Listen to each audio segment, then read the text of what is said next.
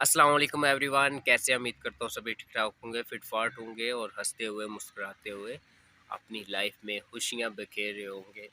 तो आज बात करते हैं तुर्की कैंप्स के हवाले से। क्या सिचुएशन है सभी कैंप्स की, और डिपोर्टिंग हो रही है और इसके अलावा रिलीफ भी मिल रहा है, और अब तो जो है वो वार्निंग लेटर देकर उनको लड़कों को रिलीफ भी किया जा रहा है।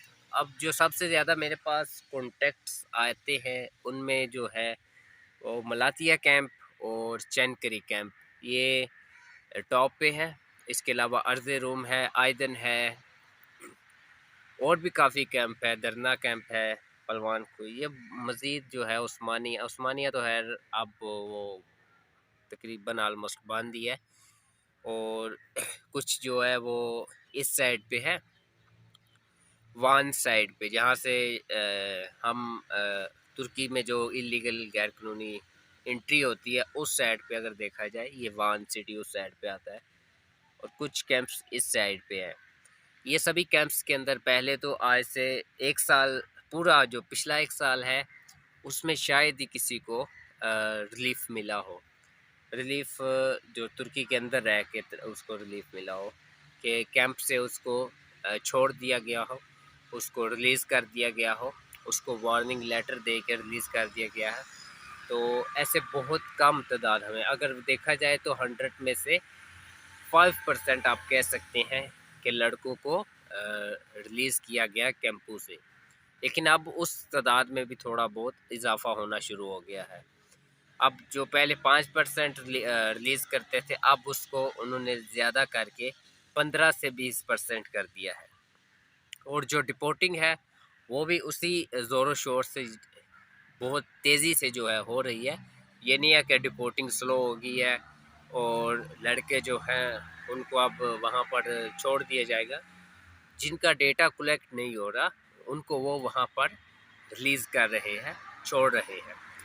इसके अलावा अगर देखा जाए, डिपोर्टिंग का जो सिलसिला है वो भी नॉर्मली अगर देखें तो पहले की निस्बत तेज़ हो चुका है। इसकी क्या वजह है? इसकी वजह ये है कि अब जो वक़्त है, अब वेदर जो है वो वहाँ पर चेंज हो रहा है। बहुत से सिटी ऐसे हैं तुर्की के जहाँ पर हैवी स्नो फॉलिंग होती है और काफ़ी ज़्यादा जो है वो सर्दी हो जाती है। लेकिन सर्दी में लड़कों को मैनेज करना, बर्फ़बारी में इतनी ज़्यादा कैपेसिटी में लड़कों को मैनेज करना वो आसान नहीं होता। इसलिए उनकी यही कोशिश है कि वो जितने भी लड़के उन्होंने पकड़े हुए हैं, उनका फ़ौरन से पहले डेटा कलेक्ट किया जाए, और डेटा कलेक्ट करने के बाद उनको फ़ौरन से डिपोर्ट किया जाए।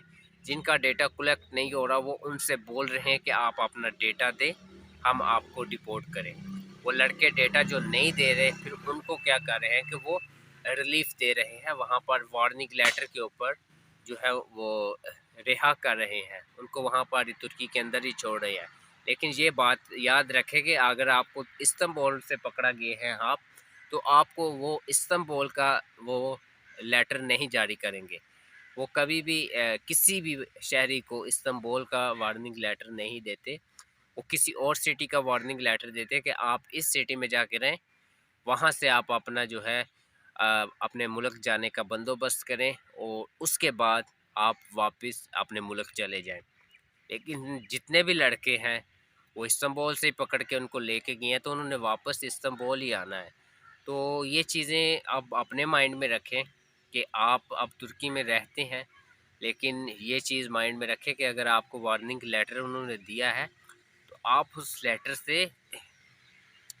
लेटर के ऊपर या उस लेटर को यही समझे, गनीमत समझे कि आपको उन्होंने कैंप से रिहा कर दिया है, तो आप इजीली अपने मुल्क वापस आ ही जाए तो बेहतर है, क्योंकि आने वाला वक्त कुछ डिफरेंट है और काफ़ी जो है वो मुश्किल नज़र आ रहा है तुर्की में, ये अगला जो पूरा साल है।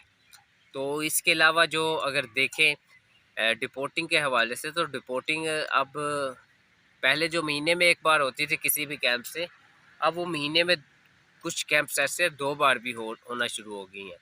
और जो डिपोर्टिंग हो रही है वो कराची में कुछ फ़्लाइट्स आई हैं, उसके बाद लाहौर में भी आई हैं। ये मसलन ज़्यादातर जो है, अब पिछले 5 में से 3 फ़्लाइट्स जो हैं वो कराची में आई, और ऐसे ही इस्लामाबाद में, लाहौर में।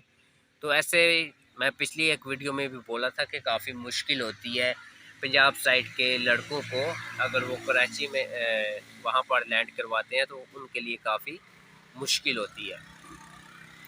इसके अलावा मैं जो एक चीज़ आपसे शेयर करूँगा वो मैं नेक्स्ट वीडियो में आपको बताऊँगा कि कैंप से कैसे अपने जो हमारे प्यारे कैंप में फँसे हुए हैं फँसे हुए हैं, उनको कैसे हम वहाँ से रिलीज़ करवा सकते हैं या फिर वहाँ से उनकी ज़मानत करवा सकते हैं, वहाँ से उनको निकलवा सकते हैं और उनकी ज़मानत करवा के हम उनको छुड़वा सकते हैं। क्या कोई लॉयर सिस्टम है या फिर कोई लॉयर करना पड़ता है, वकील करना पड़ता है या क्या सीन है, क्या सिस्टम है? वो मैं आपको अगली वीडियो में बताऊँगा। और अब इस वीडियो में जो चीज़ थी मेन, मेरा मकसद ये था कि आपको ये बताना कि जो रिपोर्टिंग है वो भी हो रही है और उसके अलावा जो रिलीफ़ है वो भी मिल रहा है। और लड़कों को रिलीफ़ इसलिए दिया जा रहा है कि वहाँ पर वेदर चेंज हो रहा है और वहाँ का वेदर काफ़ी सर्दियों में क्रिटिकल हो जाता है, स्नो फॉलिंग होती है, सर्दी बहुत बढ़ जाती है कुछ शहरों में और कुछ शहरों में तो इतनी ज़्यादा स्नो फॉलिंग होती है तो कि कितने-कितने महीने तक वहाँ से बर्फ़ जो स्नो है वो हटाने में लग जाते हैं। वहाँ का जो निज़ाम ज़िंदगी है वो बहुत बुरी तरह मुतासर हो जाता है। तो इस चीज़ को मद्देनज़र रखते हुए जो उन इलाकों के कैंप्स हैं, वहाँ से उनको जो लड़के हैं वहाँ उनको डिपोर्ट किया जा रहा है डेटा कलेक्ट करके तेज़ी के साथ, और जिनका डेटा नहीं है, उनको वो वहाँ से खुद ही वार्निंग लेटर देकर वो छोड़ देते हैं। वार्निंग लेटर क्या होता है इसकी तफ़सील तो मैं काफ़ी वीडियो में बताया हूँ, लेकिन वो वार्निंग लेटर भी मैं कोशिश करूँगा कि किसी लड़के से मँगवा के उसकी पिक्चर्स भी मैं आपके साथ शेयर करूँ। तो थैंक्स फॉर वाचिंग, अपना ख़्याल रखिएगा और दुआओं में हमें याद रखिएगा। जज़ाकल्लाह।